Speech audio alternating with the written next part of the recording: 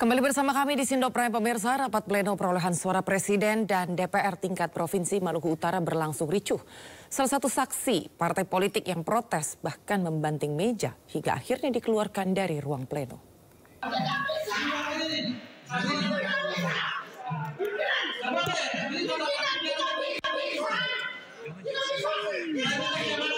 Kericuhan mewarnai rapat pleno perolehan suara Presiden dan DPR tingkat Provinsi Maluku Utara.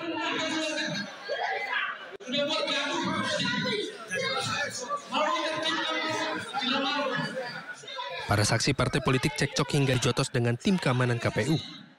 Salah satu saksi yang protes bahkan membanting meja hingga akhirnya dikeluarkan dari ruang pleno. Kericuhan terjadi imbas aduan saksi Partai Golkar atas dugaan kecurangan perolehan suara antara D hasil kecamatan dan D hasil DPRD Kabupaten maupun C hasil DPR Partai Golkar di 9 TPS, termasuk TPS khusus di Pulau Obi, Kabupaten Halmahera Selatan. Tak hanya saksi Partai Golkar, sejumlah saksi partai lainnya turut meminta KPU melakukan penghitungan ulang di tingkat kecamatan karena jumlah suara tidak sesuai dengan perolehan data formulir C1 yang dikantongi mereka. Kemudian ditemukan di 6 desa itu ada suara Partai Golkar dan suara caleg dari Partai Golkar untuk level DPR RI itu kembali dengan jumlah yang sama itu di 790.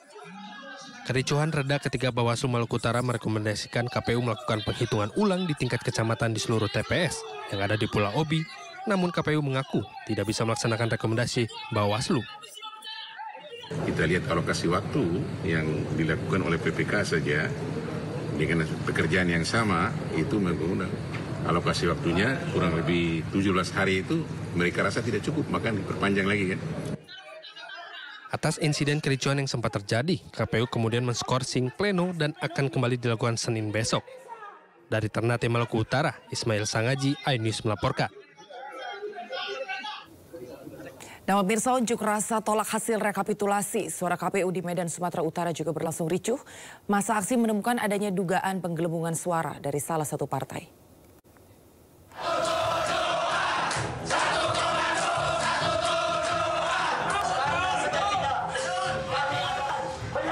Masa yang tergabung dalam Aliansi Rakyat Pemerhati Peduli Pemilu Sumatera Utara Senin siang menggeruduk lokasi rekapitulasi suara KPU Medan di salah satu hotel yang berada di Jalan Sudirman, Medan, Sumatera Utara. Dalam menyampaikan tuntutannya, masa aksi sempat terlibat adu mulut dan saling dorong dengan petugas kepolisian yang berjaga di pintu masuk.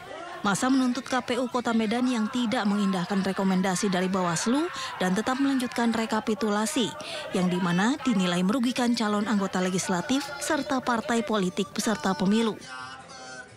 Karena berdasarkan rekomendasi dari Bawaslu Kota Medan, harus dilakukan penghitungan suara di Kecamatan Medan Timur, karena ditemukan adanya dugaan penggelembungan suara dari salah satu partai. Seperti peralihan suara dari satu partai ke partai lain. Itu tertuang juga di dalam rekomendasi Bawaslu.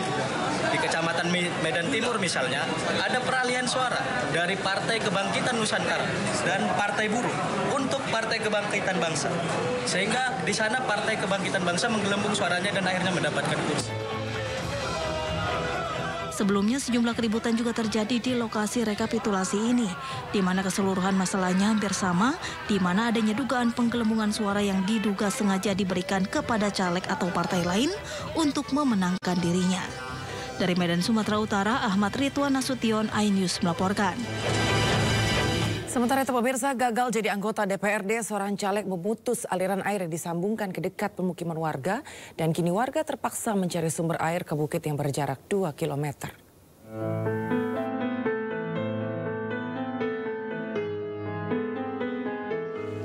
Warga Cisuruk, Kelurahan Suralaya, Kecamatan Pulau Merak, Kota Cilegon, Banten, kini setiap hari harus berjalan kaki untuk menimba air di bukit. Warga bersusah payah mendapatkan air setelah kemudahan yang pernah didapat melalui pipa saluran air kini tidak ada lagi. Pipa saluran air diputus. Adalah seorang caleg yang memasang pipa air ke permukiman untuk digunakan warga dengan biaya Rp5.000 per keluarga. Namun karena suara yang ia raih dalam pilkada sedikit, sang caleg memutuskan untuk memutus pipa saluran air yang dibuatnya. Orang diputus. Tadinya ngambil apa, dialirin gitu Bu? Iya, tadinya dialirin. Sekarang ini udah diputus. Ada masalah lain yang menyebabkan warga sulit mendapatkan air, yakni sulit melakukan pengeboran untuk mencari sumber air. Warga menduga banyaknya industri PLTU menjadi sumber kesulitan warga untuk mendapatkan air.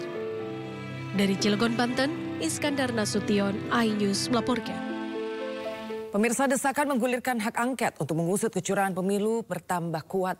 Ada sebanyak 50 tokoh masyarakat termasuk aktivis anti korupsi menyurati para ketua umum partai politik mendorong digulirkannya hak angket.